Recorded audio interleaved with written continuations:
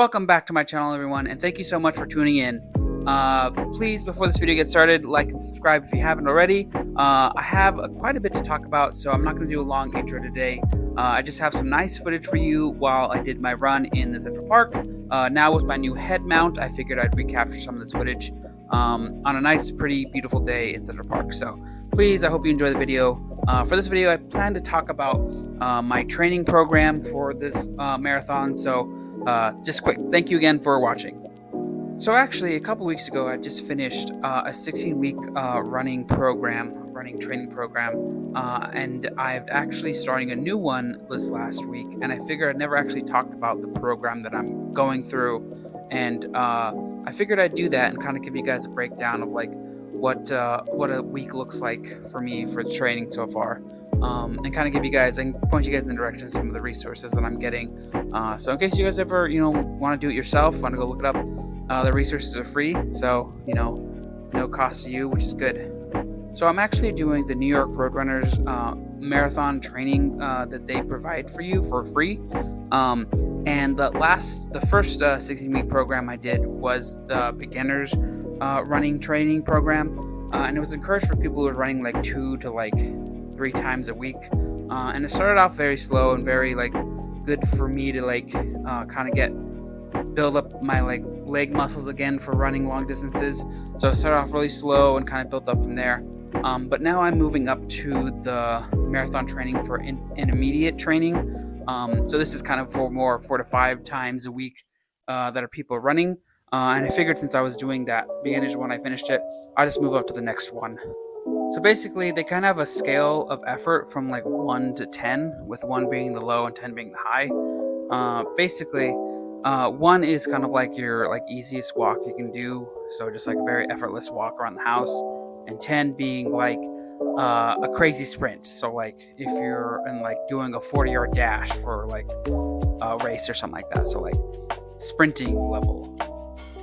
So go over each level, kind of they have 1 and 2, which are very low effort walks around the house, kind of just recovery walks. 3 is kind of I view as walking with purpose. So if you're walking to the store or at work, walking around, kind of things like that. Walking when you have somewhere to go, so you kind of pick up your step a little bit and walk a little faster. 4 I kind of view as the first steps in, or the first kind of jog you can do. So not super fast of a jog, kind of just maintaining that jog form. So on the tips of your toes, the balls of your feet kind of thing. And just kind of maybe it's slightly faster than your speed walk, but definitely not any crazy effort.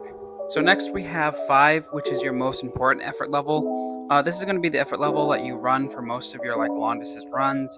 Also the pace that you're expected to run at for the marathon itself.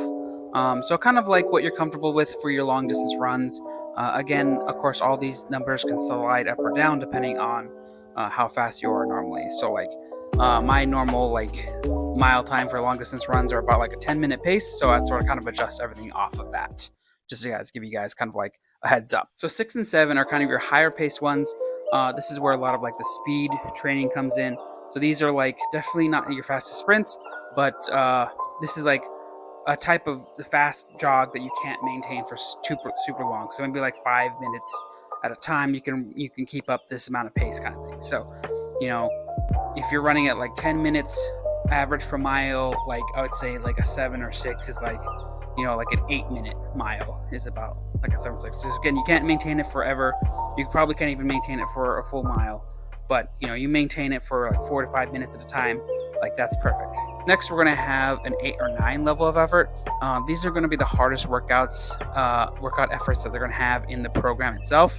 So these are going to be the type of efforts that you can't maintain for more than just a minute or two. So sprinting, again, if we're maintaining a 10-minute average of a mile, I'd say an 8 or a 9 is going to be trying to hit that 7-minute mile pace. So not expected to keep it up for 2 minutes, but it's high energy for a long period, for a couple minutes or so. And of course, we have the last 10-minute effort.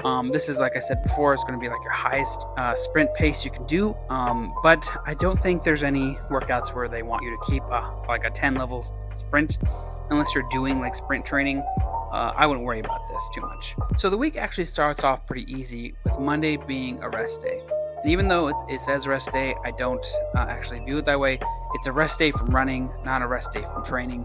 So what my workouts on Monday usually look like is getting to the gym, walking about 2 miles ish on the treadmill. Kind of walk at a kind of not super crazy pace, but kind of like a moderate walk, maybe like a 2 or a 3 for about 2 miles. Just kind of get my legs warmed up a little bit, get the muscles kind of loose. Also, I want to, it's very important to work through any of the soreness that I may have gained from my long weekend runs. That's a good time to kind of like break down that muscle acid and kind of get like full movement back in your legs, because you're going to need them for the rest of the week. I also tend to do strength training on my rest days. So on Mondays, I'll do like a push-pull day kind of thing.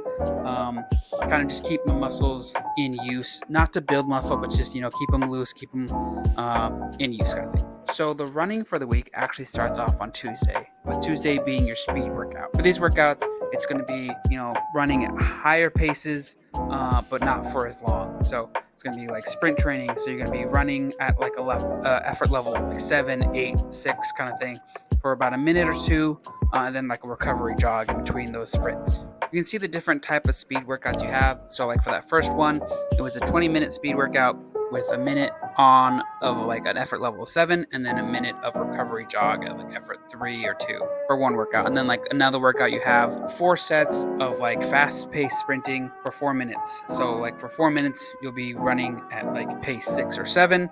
And then recovery jogging for about like 2 minutes in between those, and do that 4 times, or a set number of times. So Tuesday workouts tend to be a little bit shorter, but again, you're running at a higher level, so you make up for that. So Wednesdays are another rest day from running. So it's going to be a lot like my Monday workouts, walking on the treadmill. For Wednesdays, I might do a bit of a jog, so about like a lap or 2 of jogging.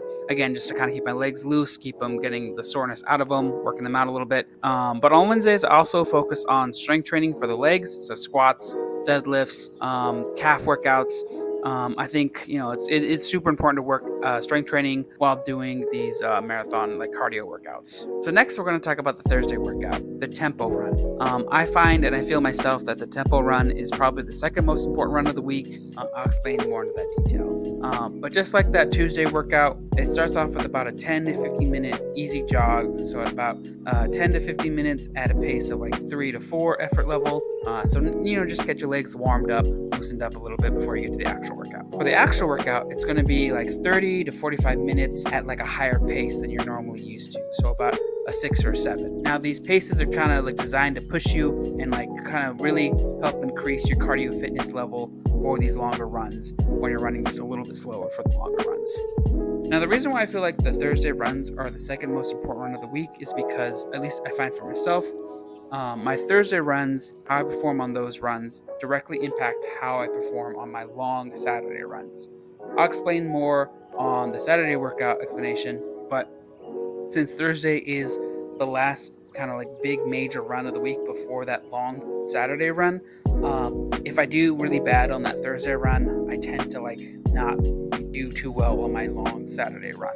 Next, we have my Friday runs. Friday runs are usually easy runs or rest days. So I tend not to take rests on Friday unless I had like a really tough week or something. But for the easy runs, they're usually about 30 minutes to maybe 40 minutes. But it's just like a slight slow jog. So PR effort of like 3 or 4. But the goal of these runs is just to kind of keep your legs moving.